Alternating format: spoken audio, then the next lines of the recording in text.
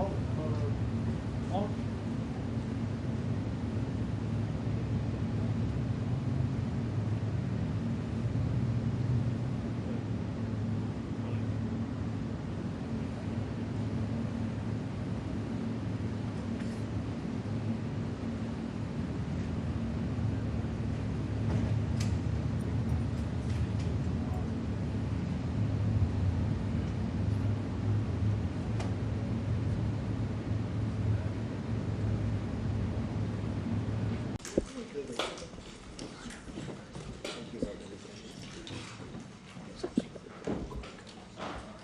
Not too long. No, very short.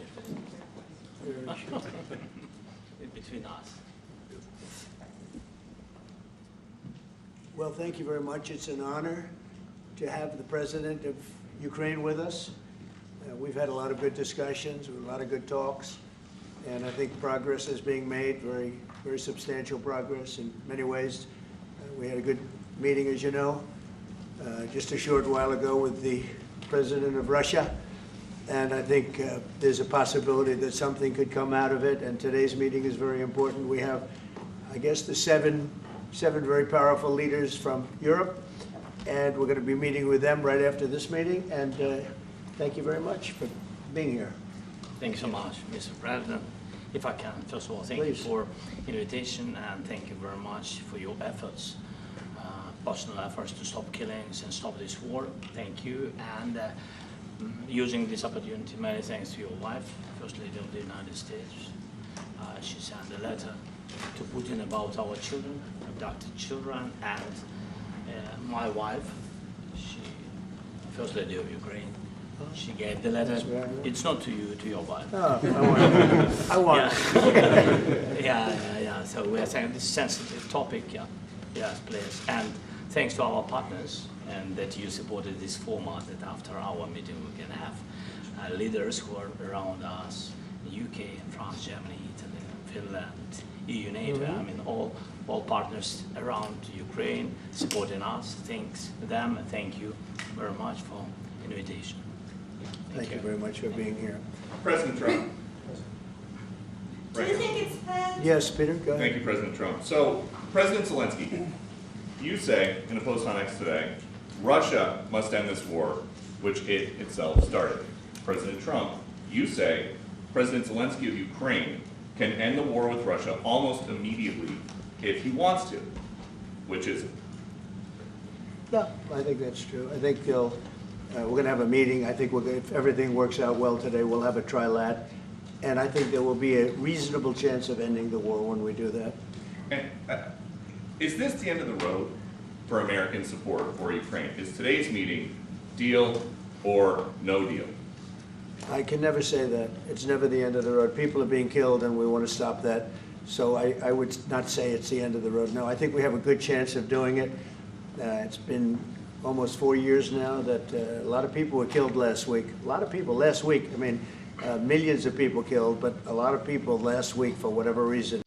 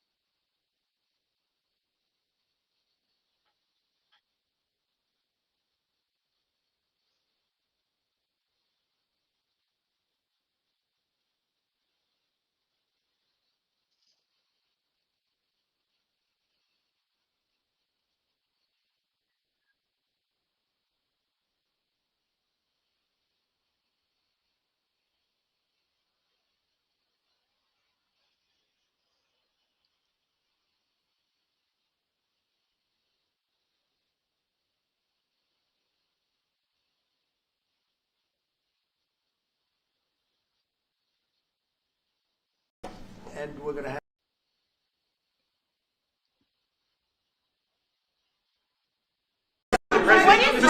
Where did Russia give up? You said last night that. President Trump, do you think it's fair to for Ukraine and for Russia to achieve a lasting and durable peace if Ukraine cedes its territories that Russia hasn't yet conquered? Do you think it's a fair peace for Ukraine?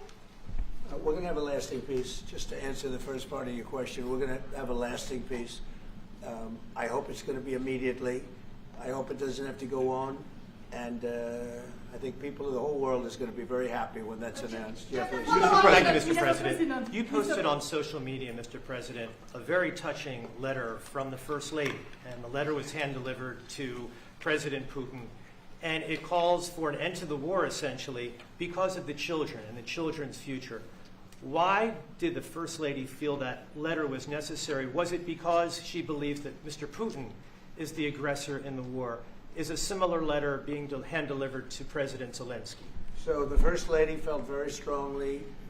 She's watched the same thing that you watch and that I watch. I see things that you don't get to see, and it's horrible. But when she's got a great love of children, she has a wonderful son that she loves, probably more than anybody, including me. I hate to say it, but she loves her son. She loves children. And she hates to see something like this happening, and that goes for other wars too. I mean, she sees the heartbreak, the parents, the funerals that you see on television. Always funerals. We want to see something other than funerals. No, she felt it was a beautiful letter. It was very well received by him, and she did ask me to say, she would love to see this end. She would love to see it end, and she. Says it very openly, very proudly, and with great sorrow because so many people have been killed. Mr. President, last week, Mr. Brian, President. go ahead, Yes, sir. I've got a question for each of you. First of all, Mr. President Zelenskyy, you look fabulous in that suit. I said the same thing. Yeah, you look good. I said the same thing. Yeah, Isn't that good. nice? That's the one that attacked you last time. See, now he's I remember that. I apologize to you. You look wonderful. No, my first question for you, But President you are Zelenskyy. in the same suit. You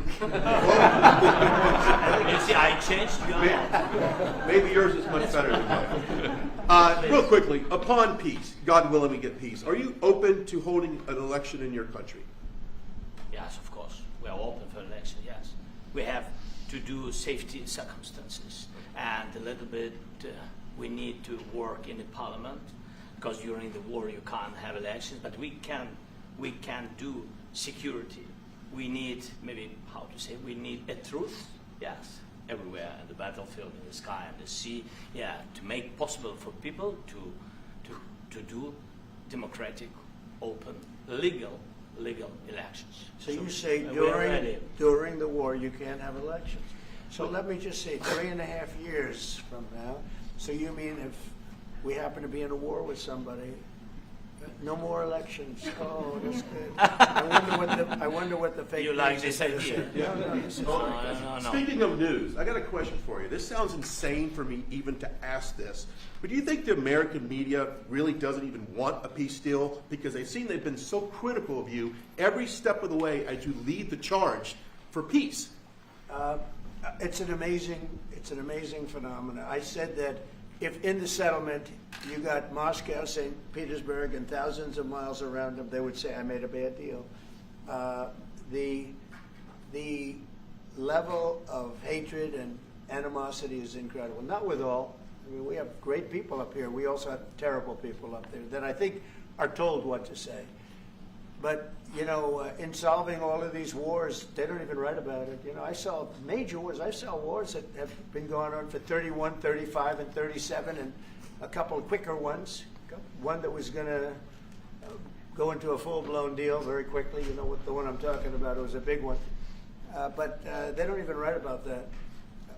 No matter what I do, no matter what, and this is not anything to do with you. It's probably to your advantage in a certain way. But no matter what I do, no matter what deal I make, from my standpoint, you'll come out good. Maybe President Putin will come out good. But they'll say, Trump was absolutely horrible. It's just that, and I've lived with that for a long time. I've lived with it since just before the first election. I used to get great publicity. Now I get the worst publicity anyone's ever gotten in office, but I won in a landslide, so the people understand. They're the only ones that count, ultimately. But I've also had great reporters. I've had journalists that are very good. But it's very sad when you do the right thing. As an example, they said, because of the fact that Vladimir Putin came to American soil, this was a tremendous defeat for Donald Trump. No, it was really wonderful that he did it. It was a hard thing for him to do, to be honest with you. It was the opposite of what they said, but they said it. Now, if he didn't come, they'd say that was also bad for Trump. You know, there's no way.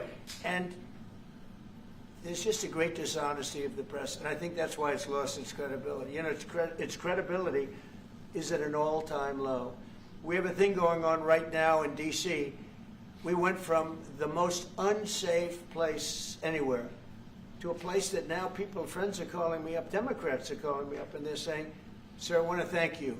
My wife and I went out to dinner last night for the first time in 4 years, and Washington, D.C. is safe, and you did that in 4 days.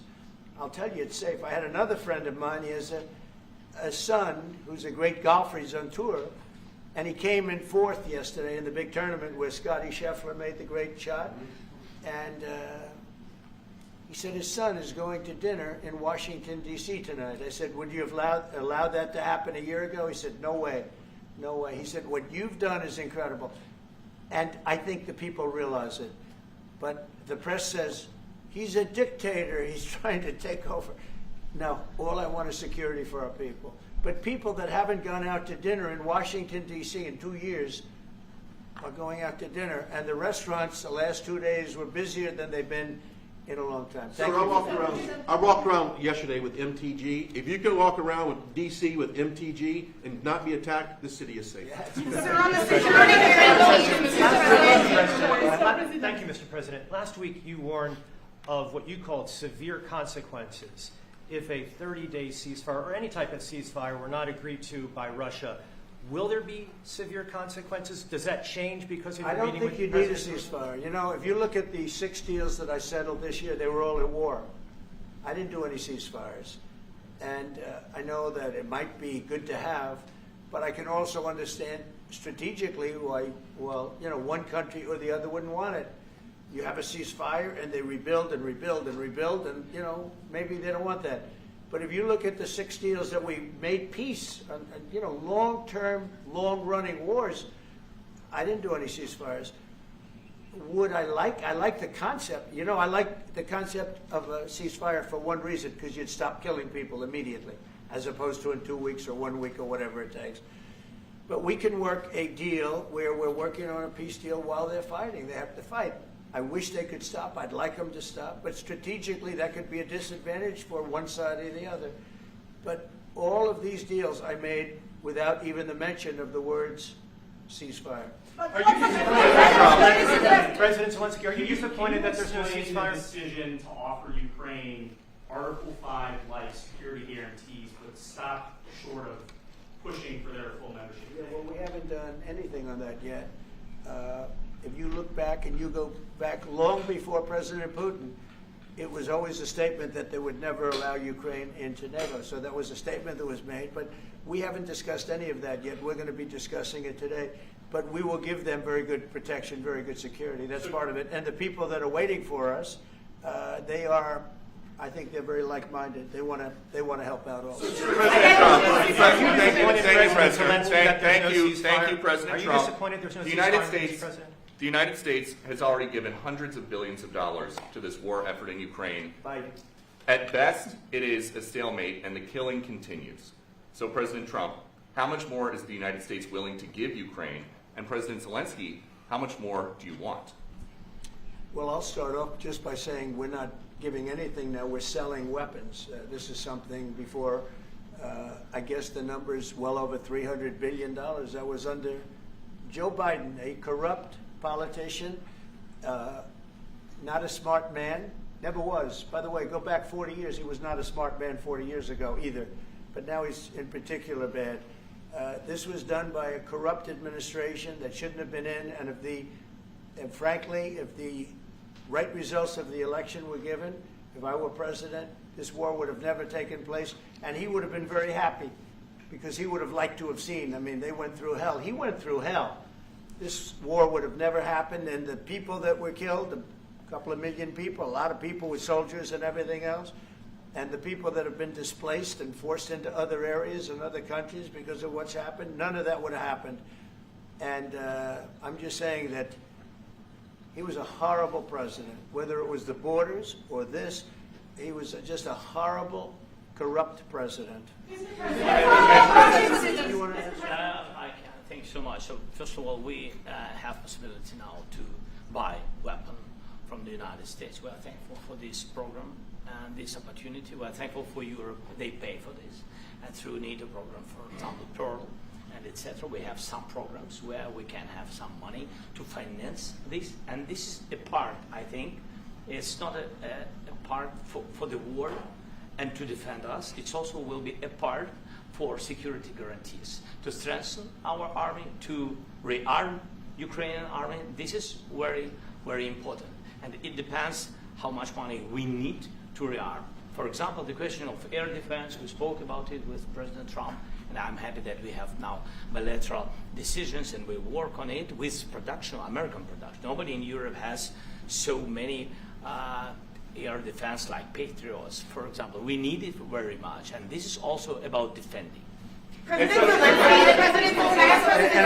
I think the good news, we make the best military equipment in the world by far. You mentioned the Patriots. How good are they? Systems. We have systems. They're literally 100% foolproof, and it's really like shooting two bullets.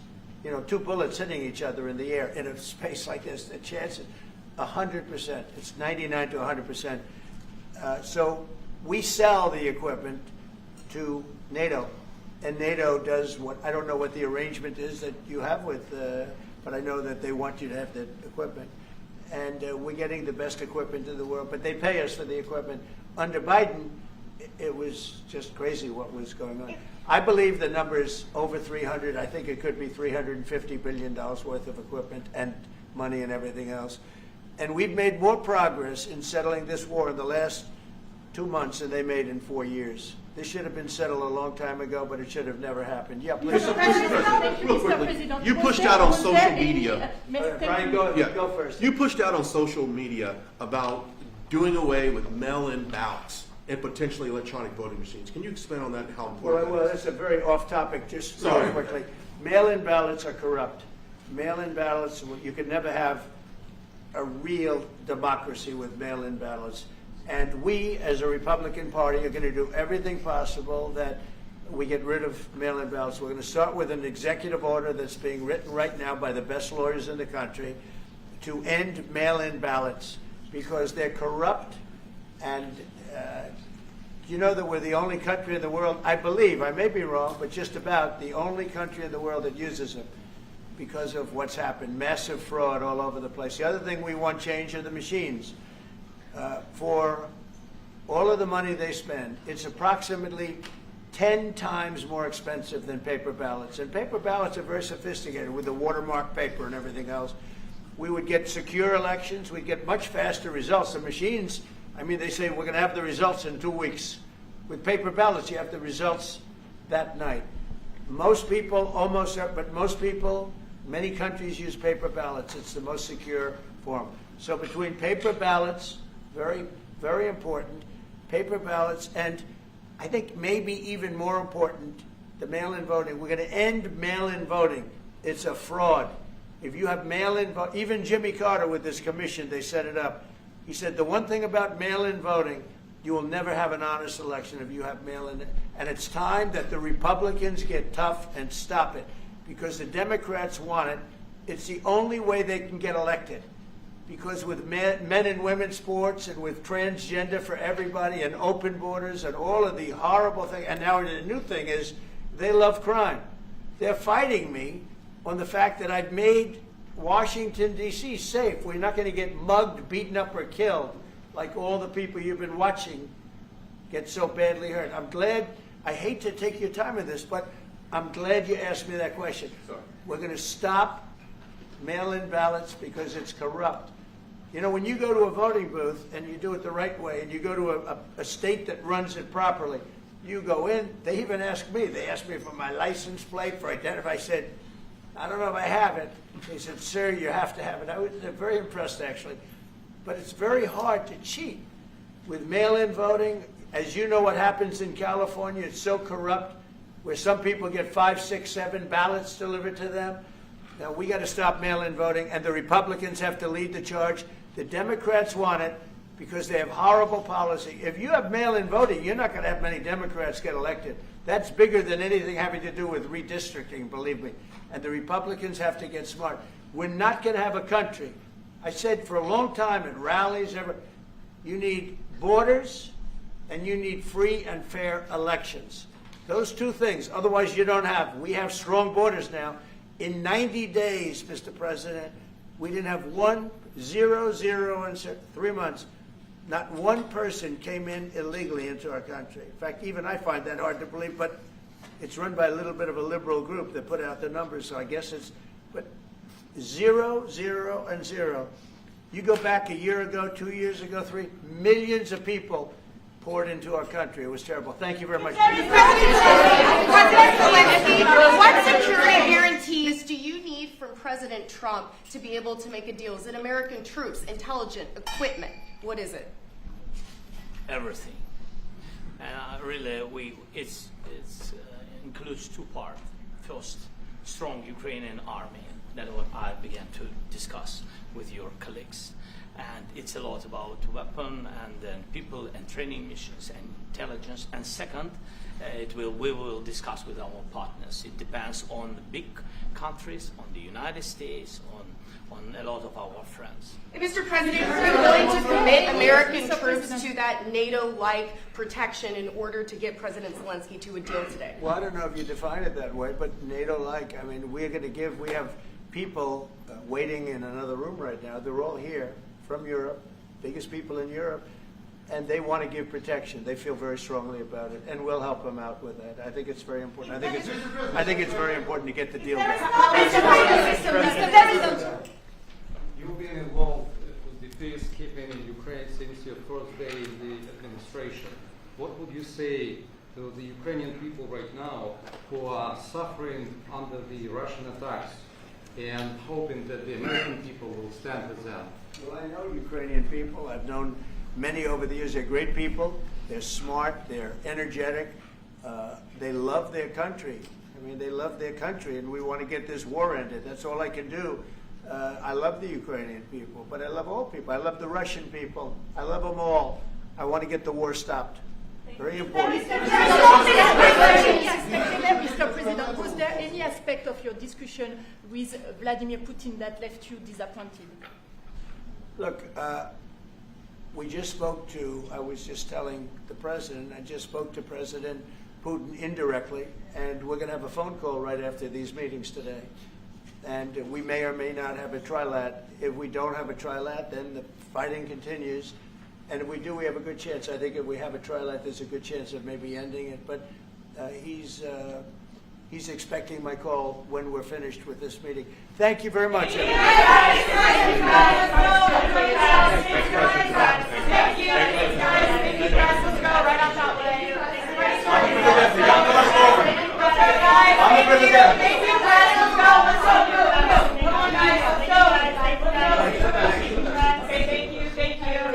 Thanks, guys. Thank you. Thanks, guys. Keep going. Keep going. Thank you, Chris. Thank you. Thanks, guys. Thank you.